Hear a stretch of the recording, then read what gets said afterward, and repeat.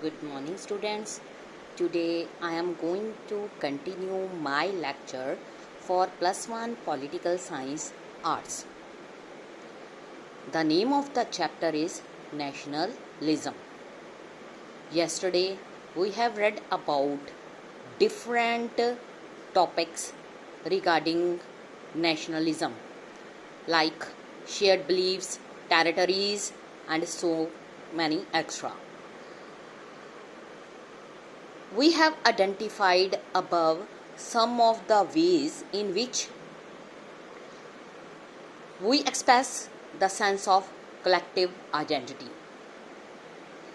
We have also seen why democratic states need to forge this identity on the basis of shared political ideals.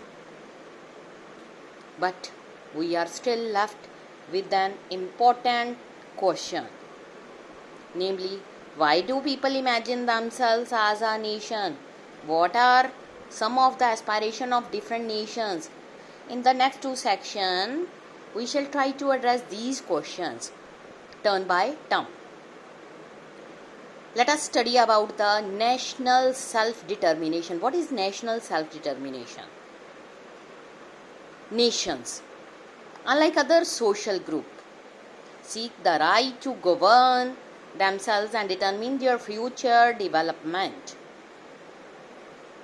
क्योंकि हर nation ये चाहता है कि आने वाले टाइम में उसकी जो नेशन है वो डेवलप करे.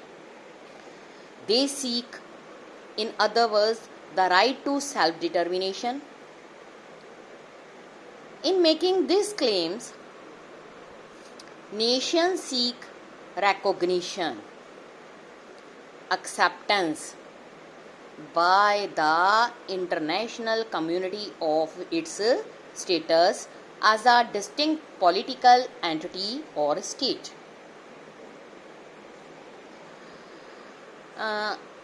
नेशन की रिकॉग्निशन कैसे हो, इसके लिए ये एक्सेप्टेंस जो है इंटरनेशनल लेवल पर कम्युनिटी ऑफ इट्स स्टेटस, इसको एक्सेप्ट करना बहुत ज़्यादा ज़रूरी है. ऑफन जो ये क्लेम्स होते हैं come from people who have lived together on a given land for a long period of time and we who have a sense of common identity. In some cases, such claims to self-determinations are linked also to the desire to form a state in which the culture of the group protected if not privileged. Her nation में different language बोलने वाले लोग रहते हैं, लेकिन जब वो अपनी कॉमन आइडेंटिटी को शेयर करते हैं तो इसका मतलब ये हुआ कि उनमें नेशनलिज्म की फीलिंग्स हैं. वो एक पर्टिकुलर नेशन को बिलोंग करते हैं जहां पर उनका बर्थ हुआ है. Claims were frequently made in the 19th century in Europe. Nation of one culture, one state began to gain acceptability at the same time. Subsequently, idea of one culture, one state was employed while recording state boundaries after World War I. उसमें आएगा treaty of वर्सलेस.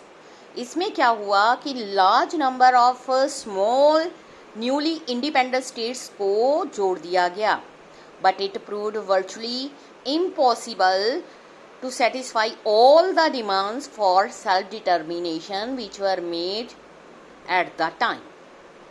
हर किसी की demand को हम पूरा नहीं कर सकते. स्टेट की बाउंड्रीज बनाई गई आफ्टर वर्ल्ड वार वन. इसमें से एक वर्सली की ट्रीटी ऐसी है जिसमें बहुत सारी न्यूली इंडिपेंडेंट स्टेट को इकट्ठे किया गया, बट डिमांड थी सेल्फ डिटर्मिनेशन की, बट ये पॉसिबल हो ही नहीं सकता था. One state led to mass migration of population across state boundaries. Millions of people as a consequences were displaced from their homes and expelled from the land which had been their home for generations. Many other become victims of communal violence. ये चीज़ happening हुई थी हमारे India में, east Pakistan जिसको बोलते हैं, बांग्लादेश में। जब पाकिस्तान ने बांग्लादेश को अपने अंदर शामिल करने के लिए कहा तो उसने वहाँ पर वार स्टार्ट कर दी। बहुत सारे बांग्लादेशी ऐसा माइग्रेशन करके रिफ्यूजी बन के हमारे इंडिया में आए। मिलियंस ऑफ बांग्लादेश को जो अजाइलम है वो हमारी कंट्री में दी गई। क्या हुआ, ये वो लोग थे जिनका बांग्लादेश में अपना होम था, अपनी लैंड थी, वो वहाँ के नेटिव थे, लेकिन फिर भी उनको एक्सपेल्ड किया गया, उनको बाहर निकाला गया।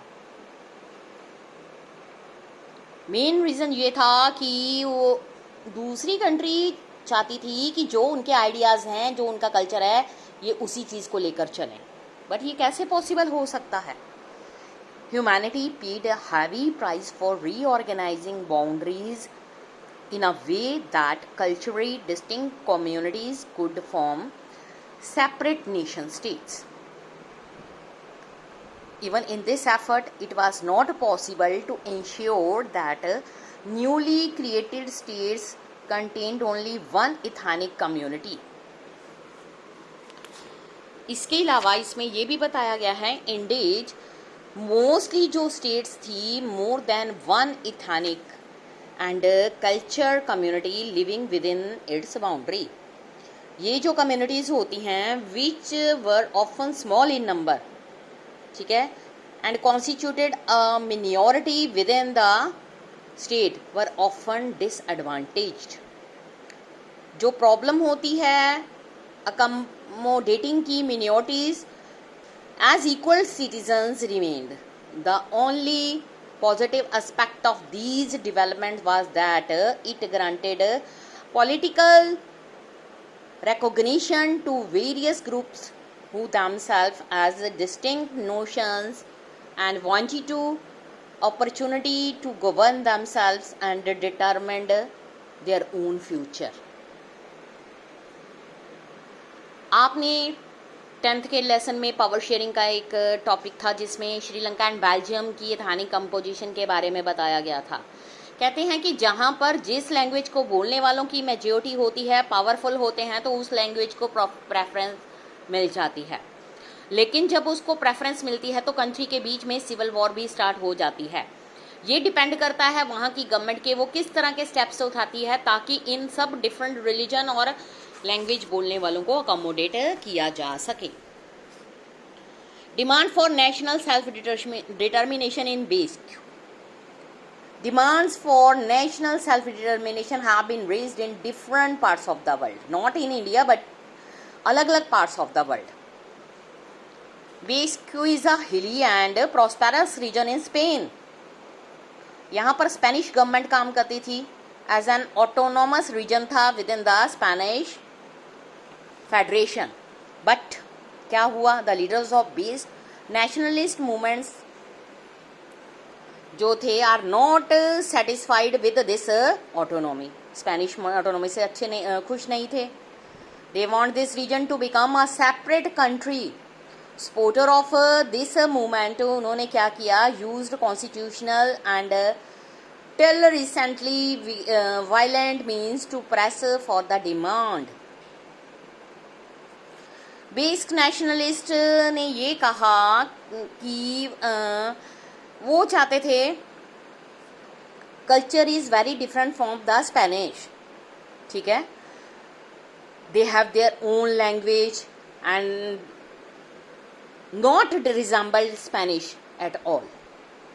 1/3 ऑफ द पीपल जो बेस्क में थे understand that language today. The hilly terrain makes a Basque region geographically distinct from the rest of the Spain. उसके बाद ever since the Roman days, the Basque region never surrendered its autonomy to Spanish rulers. Its system of justice, administration, and finance were governed by its own unique arrangements.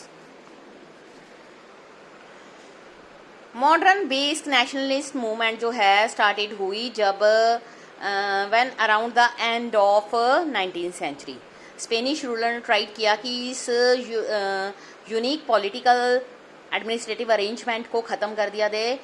In 19th century में जो Spanish dictator Franco further cut down this autonomy. He went as far as ban the use of base language in public places, even homes.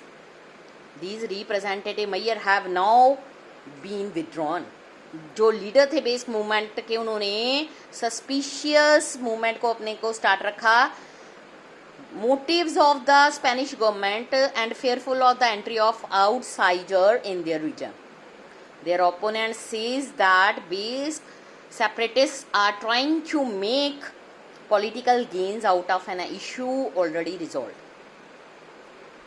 It means देखो कि एक country ने अपनी identity को, self determination को कायम रखने के लिए किसी दूसरे के रूल को एक्सेप्ट नहीं किया, बल्कि अपनी कंट्री को एक अलग से आइडेंटिटी प्रोवाइड की। ये था नेशनलिज्म के कुछ नेशनल सेल्फ डिटर्मिनेशन, जिसमें मैंने एग्जाम्पल के थ्रू आपको समझाया है। नेक्स्ट टॉपिक हम कल स्टार्ट करेंगे। Thank you students.